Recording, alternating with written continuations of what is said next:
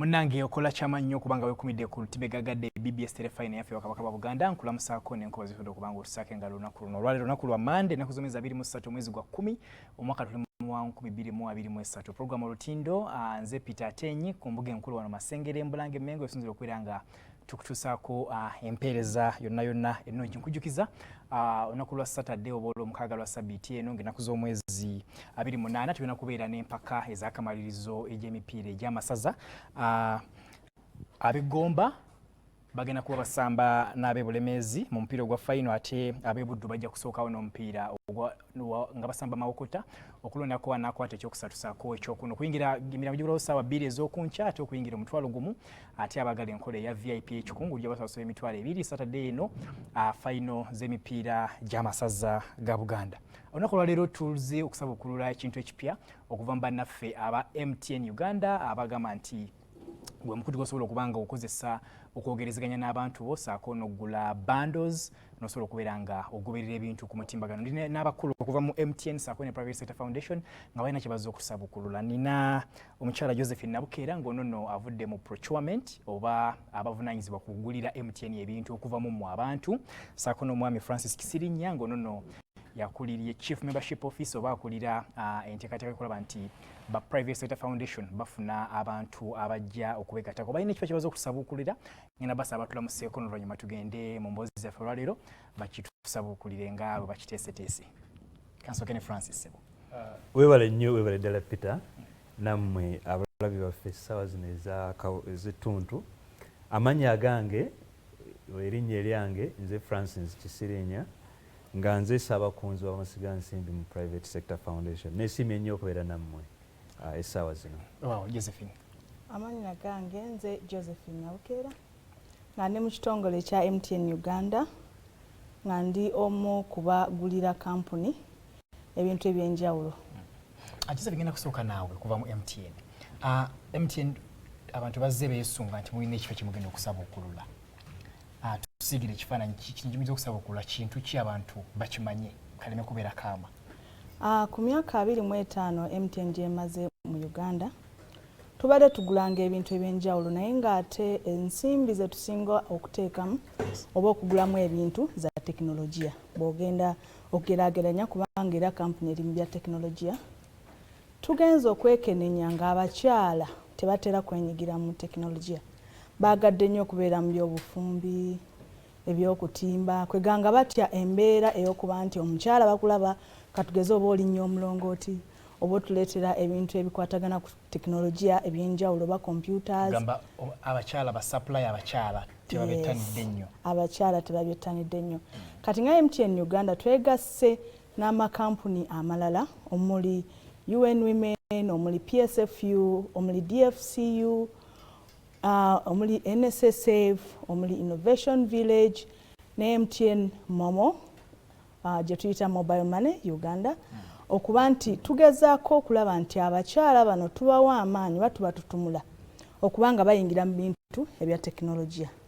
Era bw'otunulira nnyo mu 2022 abakyala 8 ku 100 okwetegereza ewaffe be bakyala be twakawa kye bayita bizinesi okuba nti basobola okuba nga beenyigira mu nkolero naye ate temwali ba tekinologiya. Kati kyetuleese ekipya kyetuyita advancing women entrepreneurs mu Luganda kyetuyita okututumula abakyala abali mu business nga twagala nnyo omukyala yenna ali eyo oyinza okuba ne business oba oyinza okuba nga oli mu tekinologiya naye ng'obadde otya okututuukirira guno gwe omukisa okuba nga tukuyamba ne tukulaakulanya ne tugezaako okuyamba ojje mu mbeera nti ofuna ekyo ky'obadde weetaaga. MTN neetegefu okuteekamu billion 15 mu ngeri emu oba endala okuba nga abakyala bano basobola okubeera mu bizinesi eya tekinologiya mu ngeri emu oba endala. Josephine, kiki ekikulu ekyawaliriza MTN okuvaayo negamba nti amaanyi ke gateeke mu kulaba nti batumbula embeera z'abakyala okulaba nti babateeka ku mwanjo saako n'okubasika obasembeza babeere ba supply ba MTN mwasinziira ku kiki ekyali ekyamaanyi ennyo ekyali eky'enkizo ekiri emabega ga campaign eya Awe project. Ekinyusi ekyasinga kwe kulaba nga abakyala tulebekeddwa nnyo emabega naddala mu tekinologiya. Abaami bangi kubanga bw'otunuulira ku ngeri gye tugulamu ewaffe naddala ebya tekinologiya, abaami 97 oba 99 be bakyasinze okutuwa ebintu bya tekinologiya bye tukozesa nga kampuni, ate ng'abakyala batya nnyo okukiyeenyigira. Kati ffe nga MTN Uganda twalaba nga kirungi okubawa omukisa, okubayigiriza, okubasomesa basobole okuba nga nabo batuuka ku mutindo ogw'abaami. Weewaawo pulaani gye tulina yakuweza 20 ku 100 abakyala abeenyigira mu nkola eno mu myaka nga 2025, kubanga kino kigenda kubeerawo emyaka 3 era nga buli mwaka tugenda kuba tuyingiza abapya era abantu kampuni ze tutunulidde ennyo, kampuni 205 buli mwaka ze twagala okutunuulira nga tuba traininga, tugezaako okubatumbula mu ngeri emu oba endala okulaba nga bayingira mu nkola eno.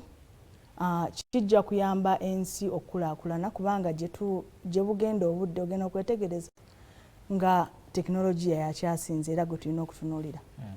Mwami Kisirinya okuva mu PSF BBS Foundation, MTN bavuddeyo n'enteekateeka eno. Omuntu omukyala ng'ali eyo ng'oba oli awo awulidde amawulire gano amalungi, mukyala munnaabwe Nabukera gaabanjulidde, omuntu omukyala ayagala okuba obumu n'enteekateeka eno oba okuba eligible nti nange njagala kusapulayinga MTN, mugenda kuyita mu mitendera ki okubasunsula?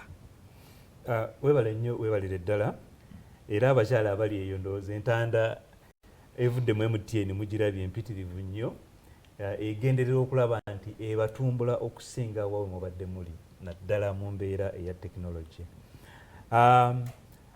Okusunsula abakyala abaneegatta ku nkola eno, ekisookera ddala twagala nnyo omukyala oyo ayagala nnyo era yettanira nnyo ebintu bya tekinologi. Ekyo kye kisookerwako, olina okuba ng'obyagala. Bw'oba obyagala ekyo kikuwa enkizo y'amaanyi nnyo. Ekyokubiri, omukyala waalibadde olina bizinesi gy'otambuza essaawa eno, tetufaayo bizinesi yo yenkana etya kasita ebeera ng'eri bizinesi, oba ng'ogikola bw'omu bwa namunigina kye bayita solo proprietorship, oba okola ne banno. Oyinza okuba okola ne banno nga mukoze kampuni yammwe, so mbeera ng'okola ne banno nga mulina kampuni. Kyalibadde twagala abakyala nga mulina emigabo ebitundu 5 ku buli 100 eya bizinesi eyo. Ebirala 5 bibeera abala basajja, tewali nsonga, naye 5 ku 100 galibadde nga ebitundu ebyo bannannyini baabyo bakyala. Kati mubeera nga musobodde nga ebyo mubiina, tujja kubasabayo mutuweeyo ebibakwatako ebitonotono bye tujja okubabuulira mu maaso awo, biki ebyetaagisa okwegatta ku nkola eno. Ali ku BBS Terefayina program olutindo, ndi ne Mwami Francis Kisirinya okuva mu PSFU BBS Foundation Uganda, ngono nno yavunaanyizibwa ku ddimu ery'okulaba nti abawandiisa bamusiga nsimbi abalala abajja, sako n'omukyala Josephine Nabukera okuva mu MTN mu department ya procurement abazze okutusigira ekifaananyi ku nteekateeka oba product empya ya MTN emyaka 25 gyemaze mu Uganda, abasazeewo beesoboleyo batumbule omukyala ali mu business, naddala business eya tekinologiya, ng'osupplyinga aba MTN nga nabo bakuba ku ssente mu mbeera y'okulaba nti bakuddiza. Josephine, omuntu ayagala okuba part of nga oba nga bali mu kibiina kyabwe wanga bakyala nga abali mu criteria Mwami Kisirinya gy'ayogeddeko, akola atya okusaba oba okola application okutandika olugendo olusooka nti okay, boogedde byonna mbirina era ngwa mu kategori y'abantu abo be beetaaga, kati step esooka ntandika nti okulaba nti ntandika nange okubaako byemba supplying nga aba MTN? Kyosookerwako oba olina okugenda ku mutimbagano gwaffe www.mtn.co.ug kasaze awo mu Luganda www katonyeze matana MTN katonyeze .co ug akasaze mu nnyukuta ennene a wa ne a. Ojja kulaba nga osobola okukozesa essimu oba osobola okukozesa kompyuta yo kasita oba nga osobola okuba nti osobola okutuuka ku mutimbagano oba osobola okutuuka n'otuddamu ebibuuzo eby'enjawulo ebigenda okutusobozesa okusunsula n'okuddira mu ngeri emu oba endala. Waawo waliwo kye nabadde ndeseeyo nti MTN Uganda si yeyoka egenda okuba nti ebawa emirimu na buli muntu eyenyigidde mu kino be tuyita ba partners baffe nabo bajja kuba mu nteekateeka eyo. Ba partners ngani? PSFU, Innovation Village, NSSF, American Tower Company. American Tower Company. Momo. MTN Mobile Money Uganda. Bebabamuka kiba kitegeeza omuntu aba afunye omukisa okuba nti ofuna business okuva mu Momo, ofuna business okuva mu PSFU, ofuna business okuva mu DFCU, ofuna business okuva mu UN Women. Yes, Mwami Kisirinya, ng'oggyeko obukwakkulizi bw'oyogeddeko bw'okulaba nti at least business erina okubeera nga ya mukyala oba nga balinamu emigabo nga abakyala balinamu emigabo egisinga obungi. Ng'oggyeko akakwakkulizi ako, bintu ki ebirala business eno bye yandisaanye okuba nabyo kozi tutegedde nti omuntu alina okuba nga wa tekinologiya ne waliwo ebintu emisoso gye emirala nti oba twetaaga business okuba nga emaze ebbanga bw'eriti mu nsiika y'okuweereza oba nga erina goga misoso ki omuntu asobola okutegeera oba bizinensi ye mutuufu esobola okulifayinga okulaba nti babeera ku basapulayi abo. Emisoso si minene nnyo era ng'ekikulu kya byonna tetufuddeko ennyo. Tumanyi nti bizinensi z'abakyala zeetaaga obuwagizi bungi. N'olwekyo gino emyaka gy'obadde mu bizinensi obadde okola amagoba obadde tokola obadde ebyo byonna si nsonga. Ekikulu kya byonna bw'oba otambuza bizinensi jangu genda ku mutimbagano ojja kuddamu ebibuuzo bitonotono si bizibu n'akatono. Wegendayo ogende ng'ojjuzaamu ebibuuzo ebyo ojja kusobola okuba nga weegatta ku nkola eno. So tetuwa nnyo kyakubeera nti bizinensi yange yenkana bw'eti oba bw'eti, si kikulu nnyo. Ekikulu olina interest obadde otandiseeko okukola bizinensi, si kuba nti bizinensi eyo eri mu ki eri mu bya tekinologi nedda, bizinensi endala yonna. Akaterekeka nga tuwumbawumba ku nteekateeka n'ensonga eno. Kaakati ssebo ebintu byemmwe abagenda okwewandiisa okuyita mu bizinensi ze mugenda okwegattako bye mujjanga okusupplyinga MTN ne bannamikago abalala, ebintu bino biri mu biti bya njawulo naye nga ebiti bino bye bino. Ekisooka kwe kubanga omanyi tekinologi yakajja n'olwekyo tugenda tetunnakaza nnyo mannya kugandawaza mannya agasinga obungi ne mulimu ebintu nga software ffe bye tumanyi nga app ezo mmwe abantu abakola software, abantu abali mu app abakyala, MTN ebalindiridde okubawandiisa okulaba nga musobola okugiwa ebintu bino. Ekyokubiri ebintu nga kompyuta. Kompyuta nammwe nga bwe mumanyi weetaaga bwetaazi kufuna woozijja n'ozisupplyinga mu MTN era n'ekyo nakyo kirekere basajja bannange. Mukyala nga nedduka okugeza nga Kampala Road njiza kompyuta okusobola kompyuta n'ezitwala mu MTN nemba nga nkola ki nga nfuna bizinensi eyo. Mulimu ebintu ebya bulijjo mu bya engineering nga mmwe abakyala ba engineer b'amasannyalaze, ba engineer by'ebyempuliziganya abasobola okuddaabiriza kino nakiri. Ebintu ebyo nabyo gye biri mwegatte ku nkola eno musobole okufuna bizinensi eno, bizinensi mu MTN ng'ekwatagana n'ebintu bino. Kati mulimu ebintu ebirala ebikwatagana n'okutambuza empuliziganya mu MTN. Buli omu waali amanyi ewali omulongooti. Bizinensi eri ku mulongooti eyo gimanyi obungi ssebo. Tandikira mu kukola nkokoto, civil works, tandikira mu holding, ebyuma ebyo bye bagenda basiba ne basimba obulongooti obwo. Bizinensi ziriyo competitive tozirabanga n'okusiga langi kweri. ekyokusatu ekiriwo kuliko ebyuma ebiteekebwako waya ezo zonna bizinesi naye zonna tuzirekedde basajja abakyala ssente muzirese ku mmeeza guno tuzze kubalaganga edde muyinza okwegatta ku nkola eno okulaba nti mukwata bizinesi ezo ebintu ebisinga byetaaga kusuubula n'olwekyo bw'oyiga obadde osuubula bw'oyiga ensuubula eno osobola bulungi nnyo okuba nga osobola okuwa ebintu mu MTN.